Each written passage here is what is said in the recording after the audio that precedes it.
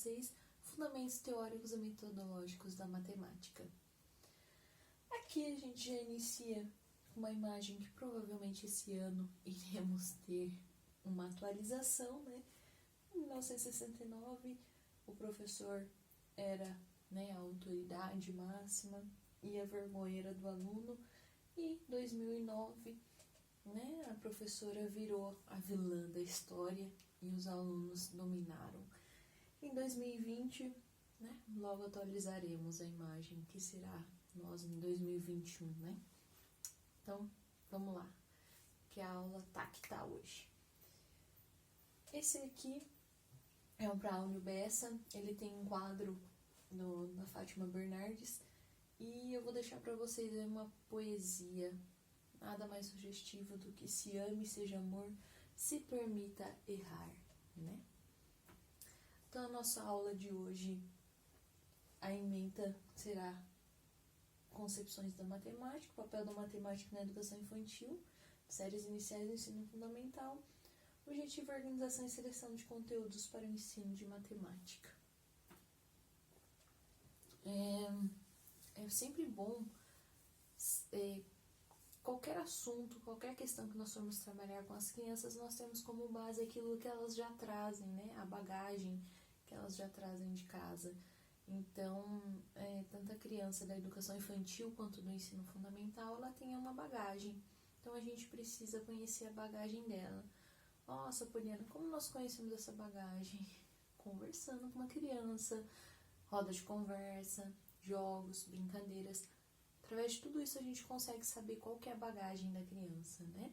Então, aqui, quando o foco é o ensinar e aprender matemática, o tema alcança um perfil em destaque. É uma disciplina que vive no imaginário das pessoas, já destinada ao fracasso. Gira em torno de crenças de uma disciplina muito difícil, muito importante para poucos. Nesse sentido, considerar o papel da afetividade na sala de aula da matemática para as crenças, concepções, atitudes e motivações de alunos e professores é tarefa essencial. Com certeza, matemática nem sempre é. Eu tenho algumas amigas, alguns amigos que tinham matemática como primeira opção, mas a maioria sempre diz: você é de humanas ou de exata? Eu sou de humanas, né? Eu sou de exatas. Nossa, que louco, você é muito louco, né? Porque você é de exata, muito louco. Então, a gente tem essa concepção, né? Você fez física, química, né? Matemática, nossa, que louco. E é importante a gente saber que a matemática faz parte da nossa vida, né? Então, de médico e louco, todo mundo tem um pouco. Então, a matemática é parte essencial da nossa vida também. E aqui eu deixo para vocês no finalzinho as referências que eu vou citar aqui durante a nossa aula, mas eu cito aqui Torice Ferreira, que relatam em uma pesquisa realizada por Menegatti sobre influências de afetividade entre professor e metodologia adotada. Muitos dos entrevistados acham muito importante a afetividade para se contatar o bom ou mau aprendizado em matemática. Então, a relação entre professor e metodologia adotada para motivar a construção do conhecimento dos alunos é fundamental, como também o respeito do mesmo pelas diferenças existentes entre os alunos. Acontece muito também a gente ter aquela afinidade pela disciplina por conta do professor, né? Eu nunca me dei com história, e aí eu conheço um professor que me encanta, que me faz se apaixonar por história. Mas o conteúdo não vai mudar, porque o conteúdo de história, por exemplo, vai ser sempre o mesmo. O que muda é a didática, a maneira como o professor fala com a gente, né? Então, isso é muito importante, a gente saber ter uma metodologia diferenciada para explicar ou para tratar, por exemplo, de uma disciplina, matemática, que não é a número 1 de muitas crianças, né? Então, isso é muito importante. Então, aqui, Silva ele faz uma abordagem cronológica sobre as mudanças significativas de ensino e aprendizagem entre as décadas de 40 e 90. Então, coloca aqui que na década de 40 a 50, o ensino da matemática teve como característica a memorização e mecanização. Ficou conhecida como ensino tradicional, onde os alunos memorizavam as demonstrações dos teoremas e praticavam enormes listas de exercícios, uma metodologia que não teve resultados significativos, né? Então, aí a gente pega aí um pouco da década aí um pouco antes dos nossos pais, né? Década de 60, que já entra, né? Por exemplo, os meus pais, que são novinhos, que é a reformulação dos currículos e início do movimento da matemática moderna, onde a linguagem tinha como característica a lógica e a teoria dos conjuntos. Década de 70, ainda na matemática moderna, salientou-se o abstrato e o formal, sem focar as aplicações. Aí começa a entrar nossas décadas, né? Porque aqui todos somos novinhos e novinhas. Valorizou-se a aprendizagem da matemática ligada a aspectos sociais, linguísticos, antropológicos e cognitivos, uma valorização que surgiu devido aos baixos resultados nas décadas anteriores. Na década de 90, a nova mudança surgiu com um ensino renovado, onde ficou-se comprovado que as dificuldades dos alunos paravam sobre atividades mais complexas e não tarefas de cálculos. E aí, para Souza, né, as pedagogias tradicionais foram projetadas desconsiderando a evolução da psicologia, ignorando as descobertas no âmbito do desenvolvimento cognitivo. Mesmo depois de décadas das críticas de Jean Piaget sobre os métodos pedagógicos adotados pelas escolas, as mesmas ainda praticam os mesmos processos sem se preocupar com o desenvolvimento cognitivo e da aprendizagem. Silva explica que mesmo com o esforço de se propor mudanças no ensino da matemática nas últimas décadas, a disciplina ainda é vista como mais responsável pelos altos índices de reprovação dos alunos. Então, ainda mesmo com tantos estudos comprovando que a mecanização não funciona, ainda é o método utilizado, né? Então, a gente ainda vê que muitos alunos não conseguem, ainda mais atualmente que com TDAH, com várias deficiências aí que nós temos da inclusão, e isso acaba que dificultando ainda mais essa mecanização do ensino da matemática. Por isso que nós temos que fazer a diferença e sempre propor um novo para os nossos alunos. Então, eu acredito que os nossos educadores, principalmente vocês que buscam conhecimento, que estão aqui assistindo essa aula, que estão cursando uma pós, um aprofundamento, então isso é muito importante, nós sermos os diferenciados, né? Sermos diferenciados, sermos o diferencial mesmo no meio desses educadores. E aqui novamente eu coloco o Torice Ferreira, né, que acreditam que estabelecendo laços afetivos com seus alunos, o educador conseguirá influenciá-lo de modo positivo, não só na matemática, e ainda podem auxiliar no sentido de o aluno melhorar sua autoestima, percebendo que é capaz de enfrentar maiores desafios. Os autores ainda explicam que os alunos que percebem a grandeza do seu potencial e capacidade em lidar com situações escolares podem ou não desenvolverem maior confiança de autoeficácia. Confiança esta que, quanto maior for, mais motivadora será para o aluno diante do desafio que lhe for proposto, levando a maior dedicação e empenho pelo mesmo. Tem uma historinha que conta assim, que um aluno estava na aula de matemática e aí ele acabou que pegando no sono, cansado, né? Dormiu no meio da aula, beleza. Aí bateu o sinal, assim, na hora de ir embora, ele meio que despertou, assim, falou, ué, acabou a aula, olhou na lousa,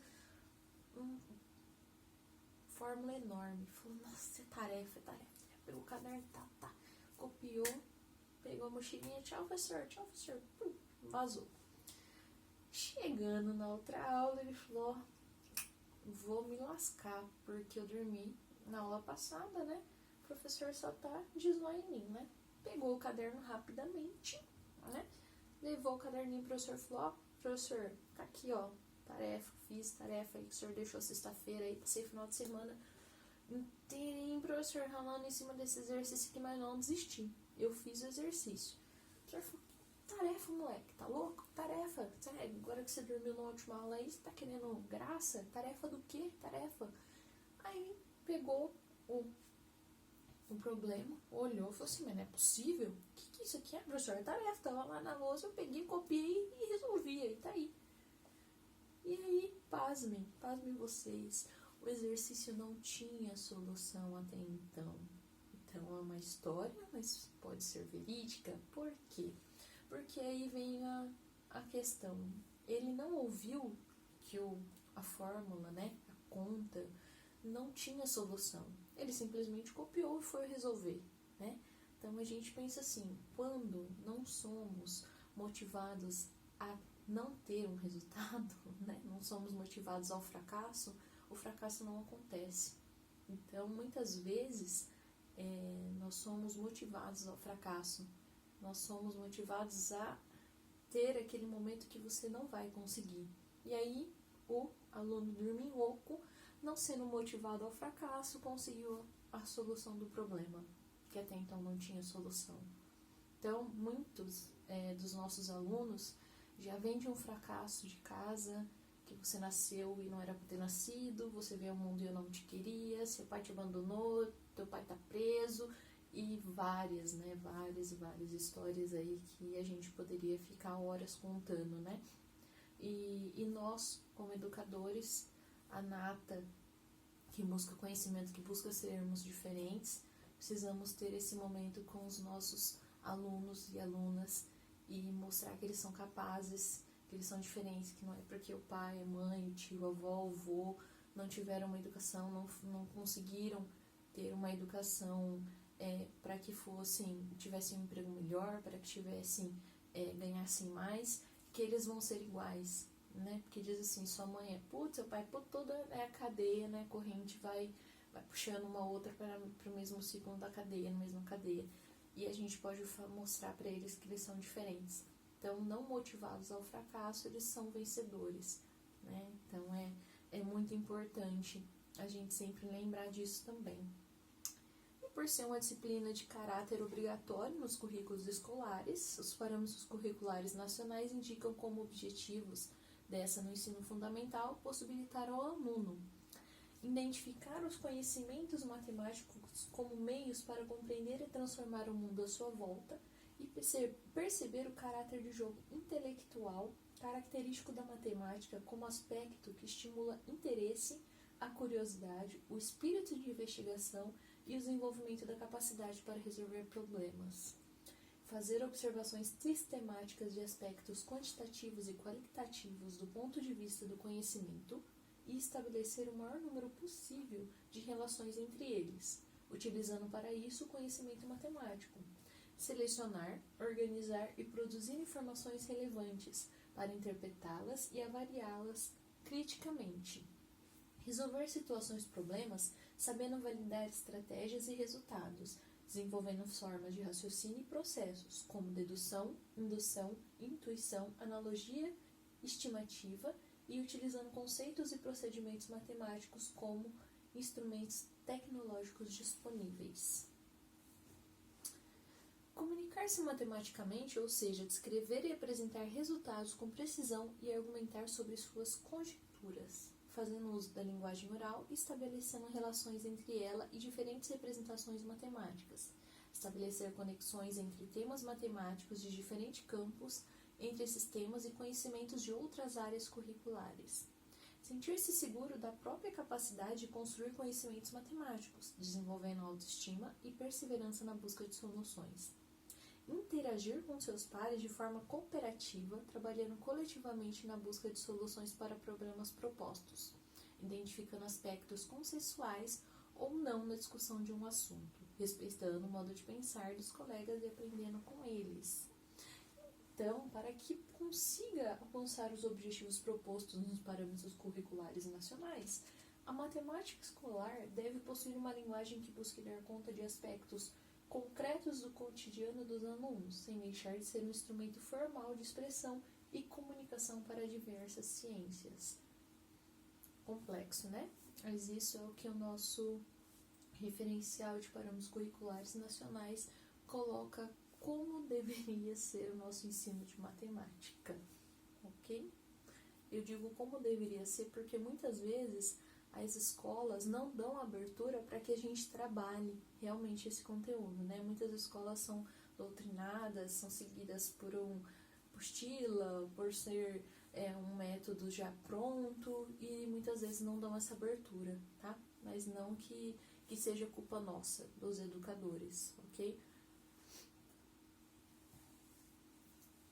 Pensar no processo de ensino-aprendizagem significa considerar uma gama de aspectos interrelacionados, Muitas vezes, os aspectos cognitivos do ensinar e aprender figuram como os mais importantes nesse processo, que foi o que eu comecei falando para vocês.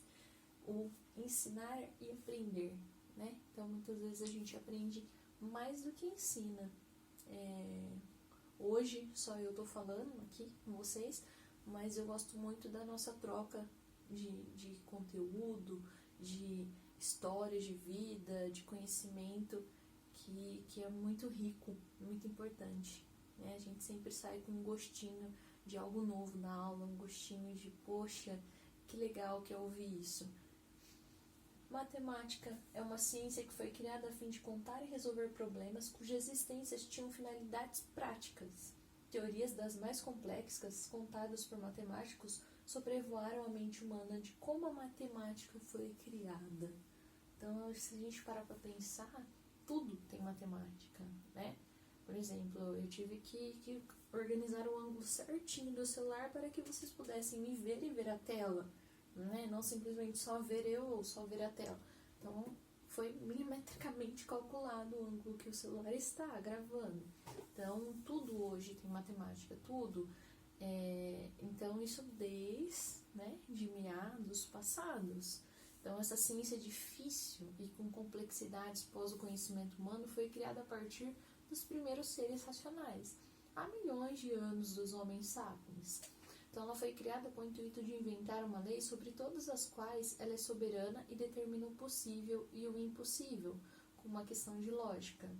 Essa lógica serviu para os primeiros raciocínios, desde trocas e vendas de que nossos ancestrais necessitavam, né? Então, falam que a matemática, ela é da certeza absoluta, né? O pessoal de humanas fica filosofando, né? Eu gosto de coisa exata, concreta, que tenha resultado, né? Então, eu gosto da área das exatas. Poucos milênios antes de Cristo, a inteligência humana se desenvolveu mais, e a necessidade de uma ciência complicada para resolver desde os mais simples problemas até grandes vendas também. Os grandes matemáticos surgiram antes de Cristo e depois de Cristo, inventando novas fórmulas, soluções e cálculos. Então, a inteligência do homem era algo tão magnífico que a matemática evoluiu mais rápido do que as próprias conclusões e provas matemáticas do homem. E aqui eu trago dois grandes filósofos matemáticos para vocês, Tales de Mileto e o nosso famosíssimo Pitágoras, né? Quem nunca dormiu e acordou sonhando com o teorema de Pitágoras? Está aqui ele, para lembrarmos um pouquinho. Vários povos se destacaram como os egípcios, sumérios, babilônios, gregos. Grandes mentes surgiram e inventaram outros princípios mais complexos e mais difíceis. Os egípcios, né, aqui suas pirâmides friamente calculadas, os gregos, né, as estátuas perfeitas. Então, temos muita matemática envolvida na nossa história. Adição, subtração, multiplicação, divisão, raiz, quadrada, potência, frações, razões, equações, inequações, termos, leis, conjuntos e etc. Todos esses princípios e centenas de milhares de outros estavam dentro da ciência complexa, difícil, explicável e lógica, que se chamava matemática e se chama matemática. Antigos acreditavam que a soma de duas unidades de algo, somada a mais outras duas unidades de algo, daria 4.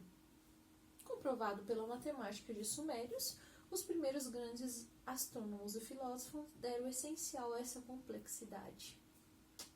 Né? E aqui, o nosso querido Jean Piaget investigou como se processa a construção do conceito de número de forma experimental. Em sua teoria, determinou 4 períodos do desenvolvimento do pensamento da criança.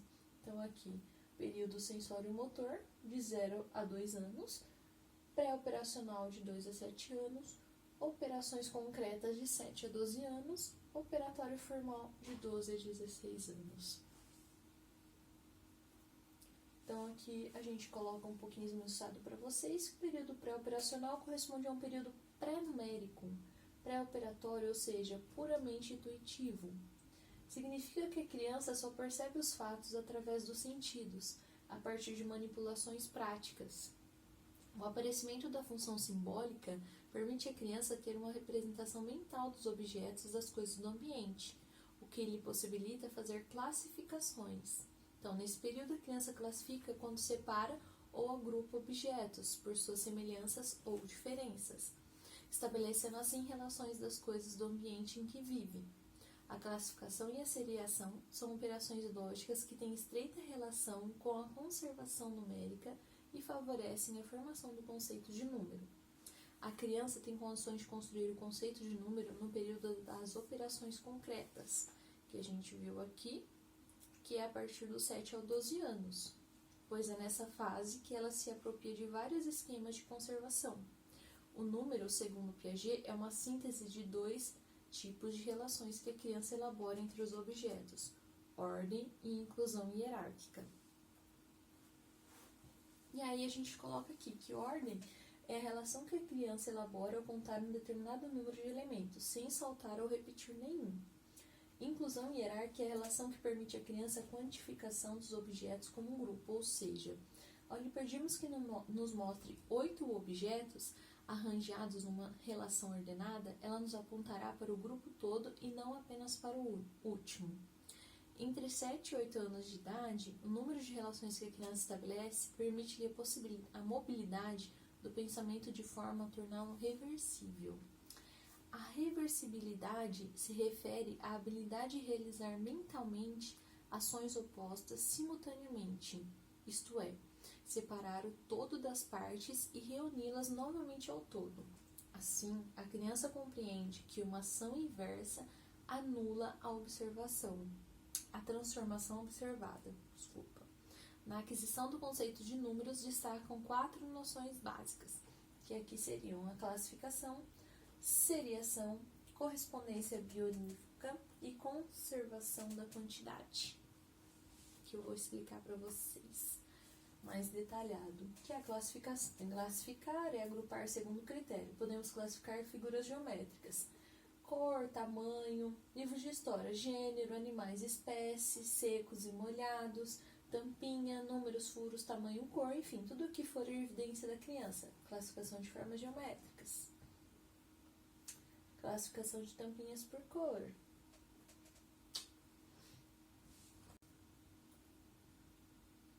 Seriação. Seriar significa colocar em série, em ordem, ordenar. Podemos seriar com materiais diversos, tais como blocos lógicos, botões, palitos, tampinhas, com os próprios alunos, né? A fila é uma seriação, né?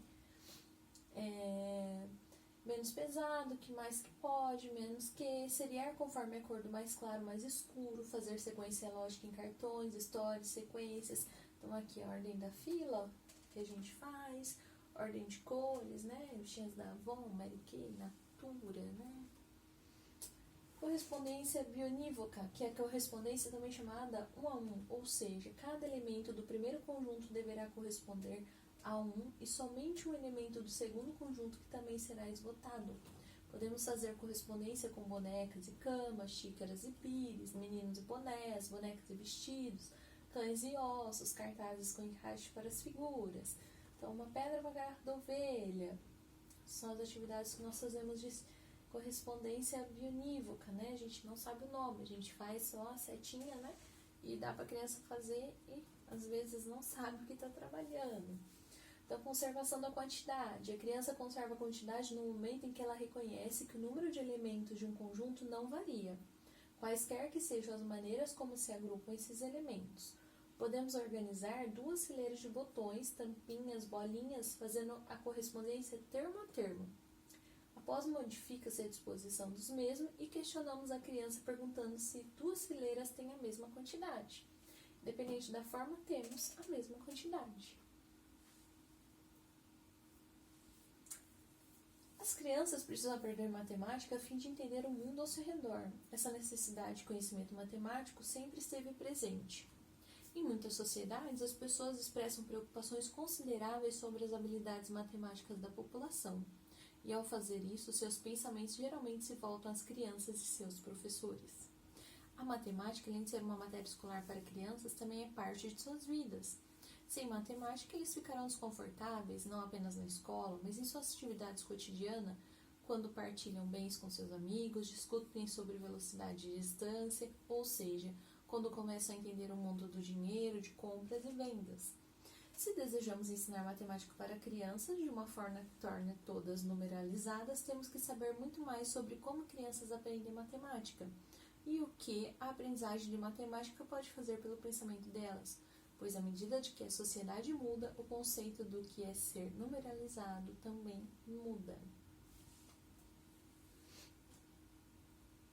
Então aqui eu coloco, que o professor precisa considerar a sua praça, manter acessíveis as possibilidades, oferecendo aos alunos mais variados recursos, Então, para que eles mesmos possam construir o seu conhecimento, então, de professor atender o conjunto ao mesmo tempo, olhar para cada um considerando as suas particularidades.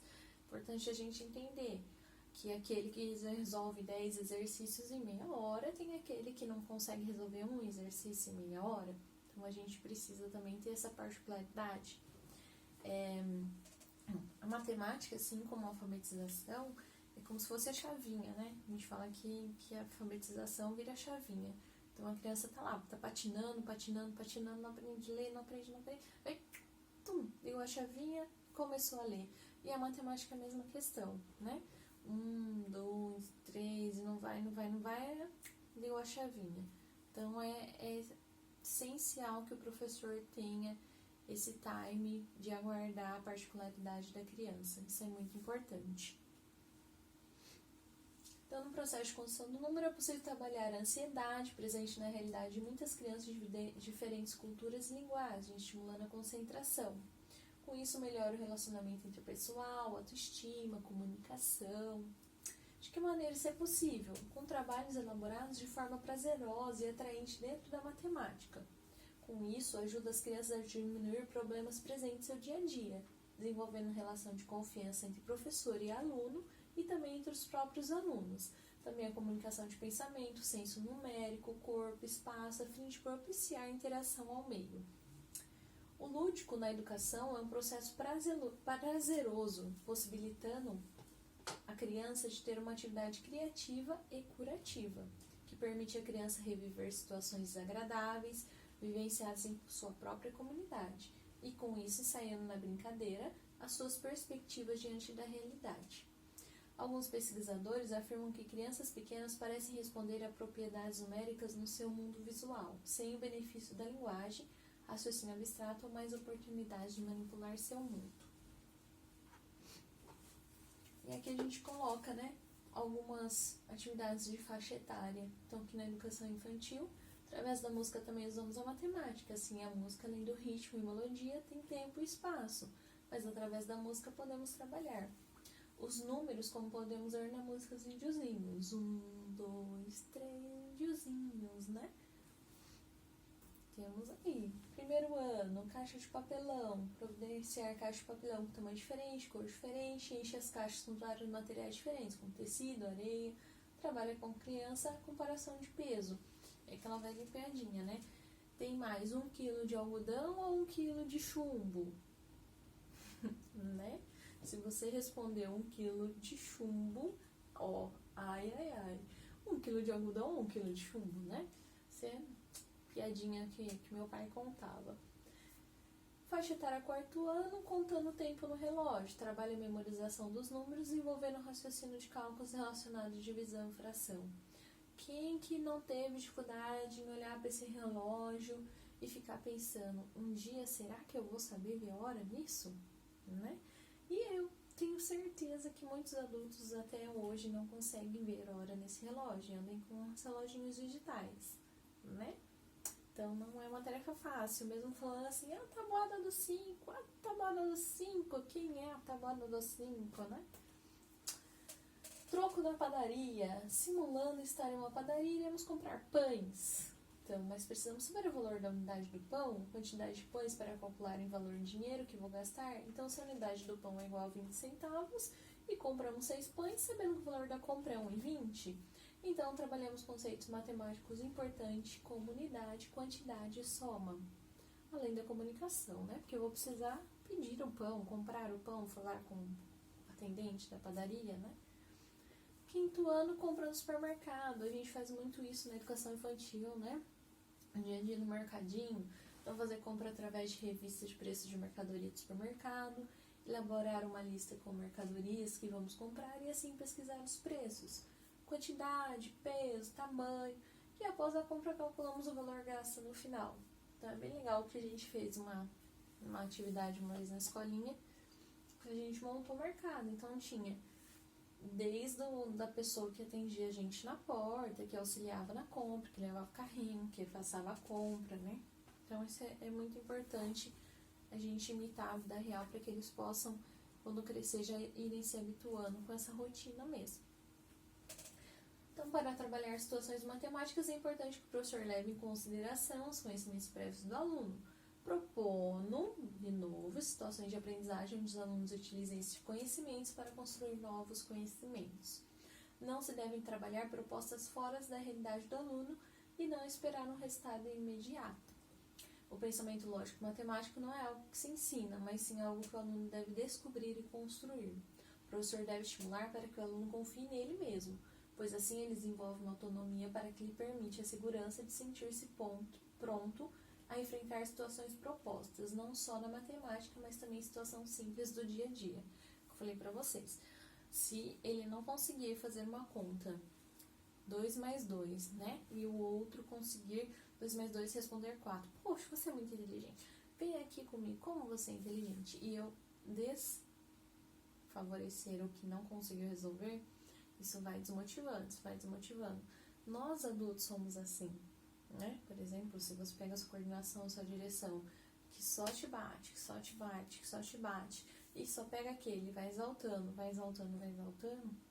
acontece a mesma coisa, né? Só que diferente, nós já estamos desenvolvidos. Então, a gente consegue trabalhar com esse psicológico. E a criança não. A criança, ela não consegue ainda ter esse discernimento de trabalhar o psicológico. Ok? Então, cuidado como tratamos eles. A prática e o professor fazem toda a diferença, né? Ninguém aprende nada se não fizer a prática. Então, crianças aprendem a medir, medindo. Aprendem a somar, somando. Então, existem muitas formas de trabalhar com matemática na educação infantil. Ela está presente na arte, na música, em histórias, na forma como organiza o pensamento, nas brincadeiras e jogos infantis, na hora de dividir porções de lanche, e é aí que são construídos conhecimentos matemáticos como tamanho, distância, comprimento, cores e formas.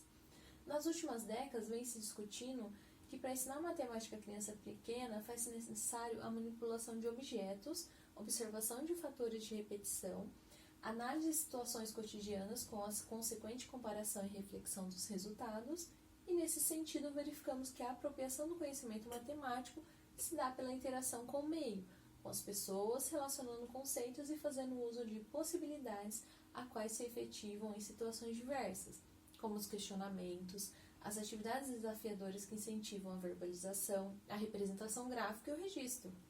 Estas são apenas algumas formas que você pode introduzir o aprendizado dessa disciplina no dia a dia das crianças. Então, use a sua criatividade, descubra outras ideias que com certeza tem muito. Aqui eu coloquei algumas dicas de joguinhos para vocês trabalharem com os alunos. Jogo de tabuleiro, batalha naval, quebra-cabeça, bloco de construção. Aqui a ida ao mercado, né, dentro do supermercado, cortou um pouquinho ali, mas é gerenciando a mesada, aprendendo receitas na cozinha. Brincadeiras que geram resultados. Então, as brincadeiras para aprendizado da matemática devem ser dirigidas e com finalidades claras. Assim, são desenvolvidas capacidades importantes como a memorização, a imaginação, a noção de espaço, a percepção e a atenção. Para que o resultado seja positivo, o professor deve estar preparado e abusar da criatividade, proporcionando prazer em aprender com os alunos. Se eu chego e falo, eu odeio matemática, não acredito que eu vou ter que dar matemática para vocês, consequentemente, o aluno é o seu espelho, ele odeia matemática, né? Então, vamos fazer com amor aquilo que a gente precisa passar para eles, ok? Então, os jogos de matemática são fundamentais para a construção de uma aprendizagem mais fácil sobre os números e as operações matemáticas. Então, na educação infantil, além de facilitar o aprendizado, possibilita a ampliação do pensamento lógico-matemático necessário para os anos escolares seguintes. Alguns jogos são bem conhecidos e também de fácil acesso a qualquer criança em idade escolar, como dominó, tangram, dado, contagem de peças ou unidades, atividade de somar e subtrair com cartões e desenhos e reconhecimento dos números e a ordem numérica. Então, o professor, ele dorme pensando na atividade, ele acorda pensando na atividade, ele toma banho pensando na atividade, ele vai no mercado, ele olha a lata, né? Ele olha o rótulo, ele olha a caixinha pensando na atividade dos seus alunos. Né? O professor de educação infantil é assim. E muitas coisas a gente consegue confeccionar mesmo com os materiais que nós temos na escola. Então, não existe desculpa para que a gente não utilize jogos no nosso dia a dia. Aqui é o bingo da tabuada, um dos jogos bem fáceis de fazer que tem bons resultados, pois estimula a criança a decorar ou a compreender como os resultados da tabuada são obtidos. Eu lembro que na minha época a gente tinha lápis, que tinha tabuada, né? Minha mãe fazia, eu fazia 2 vezes, meu Deus do céu, que terrorismo. Então, hoje é mais fácil nós trabalharmos, temos essa mentalidade de que com os jogos, com a vivência, com a prática, as crianças aprendem mais do que eu pegar um lápis e ficar decorando o que está escrito nele, né? Quebra-cabeça, como colocamos ali, joguinho das cores com a contagem. Olha esse que bacana. 4 mais 2, 6. A criança traz o número. Esse aqui muito famosinho, utilizado, né? Que é um baixo custo. Aqui eu deixo para vocês um vídeo falando sobre jogos matemáticos, tá? Vou deixar para vocês aqui no material para vocês assistirem, tá? E para finalizar, eu deixo aqui uma mensagem do que é ser professor, do que isso muda na nossa vida, esse friozinho na barriga, essa sensação de como será o seu 2020 com os novos velhos alunos que passaram um ano de pandemia em casa, né? Como eles chegarão na nossa sala de aula. Então eu desejo assim para vocês que, assim como a matemática, ela é um obstáculo, não, mas assim, uma coisa diferente que nós, professores de educação infantil, séries iniciais, enfrentamos, né? Como ensinar matemática, como alfabetizar, que isso não sejam uns problemas não resolvidos, que sejam apenas obstáculos que a gente pule, né? Que vocês venham cada dia mais terem mais conhecimento, mais essa sede de saber, busquem conhecimento, procurem, vou deixar aqui para vocês algumas referências, leiam, em qualquer momento, tempinho que você tiver, dá uma procurada, olhem seus alunos como únicos, cada um é único, cada um é um ser único, graças a Deus, né, que seria no vermelho se todo mundo gostasse do amarelo, então somos únicos, e que seja um momento assim que você possa, nesse 2020, ter refletido, vivenciado coisas novas, tendo essa busca por conhecimento, e se Deus quiser logo estaremos todos juntos na sala de aula, trocando muito conhecimento, muito aprendizado, tá bom? Deixo aqui o meu carinho, o meu abraço, espero que eu tenha deixado um tiquinho, um cheirinho assim de conhecimento para vocês, e que esse tiquinho transborde e encha muitos potes aí do querer saber de vocês, tá bom? Até a próxima!